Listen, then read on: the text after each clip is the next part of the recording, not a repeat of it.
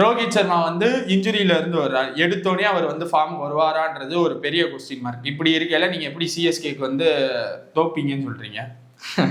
எங்க டீம் ஓப்பனிங்கை பத்தி பேசுறீங்க, உங்க டீம் ஓப்பனிங்கை பத்தி சொல்லுங்க. எங்க டீம்ல என்னப்பா குறைச்சல்? எங்க டீம்ல வந்து சாம்சன் சூப்பர் ஃபார்ம்ல இருக்காரு, சரியா? அந்த ஒரு மேட்சுக்கு மேட்ச் 5 ரன் 6 ரன் அந்த செஞ்சுரி நாங்களே திலக் வர்மாக்கு நீ பேசுனேலப்பா, அதே மாதிரி தான்ப்பா சாம்சன் ஒரு செஞ்சுரி அடிச்சிட்டார்ல. இந்த எம்ஐல பொழக்குறாரு சாம்சன். இன்னொன்னு ருத்ராஜை எல்லாருமே கேட்டுக்கிட்டு இருக்கீங்க. ஃபார்முக்கு கரெக்டான டைம் கரெக்டான டீம்னா மும்பை தான். ஸோ கண்டிப்பா ருத்ராஜ் வந்து எம்ஐ பவுலிங் யூனிட்ல உங்களுக்கு யார் இருக்கா நீங்க இவ்வளவு பேசுறீங்க? உங்க பவுலிங் யூனிட்டுக்கு ருத்ராஜ் கண்டிப்பா ஃபார்முக்கு வருவாருன்றது என்னோட ஷுவாரிட்டி. நீங்க ருத்ராஜ் ஃபார்முக்கு வருவான்றீங்க, அப்ப எங்க ஆளு ஸ்கை, உங்க ஆள் ஸ்கை என்ன பண்றாருன்னா உண்மையிலே அதைத்தான். அதான் ஸ்கைக்கும் கரெக்டான டீம் சிஎஸ்கே வர்றப்ப ஃபார்முக்கு வந்துருவாரு. சிஎஸ்கே வர்றப்ப ஃபார்முக்கு வந்துருவாரு. ஆனா உங்க இதுல அதாவது ஒரு ஆள் தான் ஃபார்ம்ல இல்ல, சரியா? அதாவது ஒரு ஆள் தான் ஃபார்ம்ல இருக்காரு, மிச்சம் யாருமே ஃபார்ம்ல இல்ல. நீங்க எல்லாரும் என்ன சொல்றீங்க? அப்படிலாம் கிடையாதுங்க. ரோஹித் சர்மா கிட்டத்தட்ட 211 ரன் அடிச்சிருக்காருன்னு நினைக்கிறேன் இது வரைக்கும்.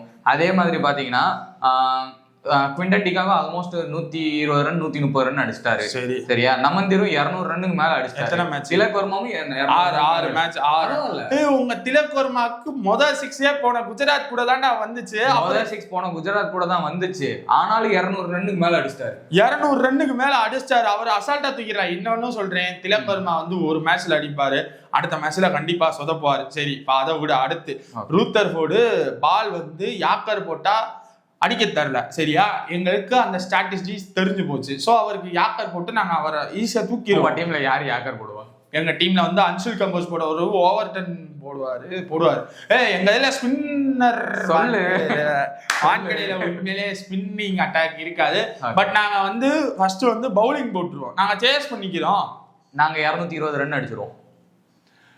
சரிடா, ஓகே, நீ சொல்றதெல்லாம் வச்சுக்கிறேன். 220 ரன், அந்த 190 ரெக்கார்டை வந்து நாங்க மும்பை கூட இந்த வாட்டி கண்டிப்பா பீட் பண்ணுவோம்னு எங்களுக்கு தோணுது. ஏன் சொல்லு? அது தோணிக்கிட்டே தான் இருக்கும். தோனி கம்பேக் பண்றாருடா, தோனி கம்பேக் வரும். ரோஹித் சர்மாவே இன்னும் ஷோரா இல்லையான்னு தெரியல. ரோஹித் சர்மா ஷோர் இல்லைன்னா கூட நாங்க போன மேட்ச் விளையாண்டு அவனே வச்சு போயிருவோம்.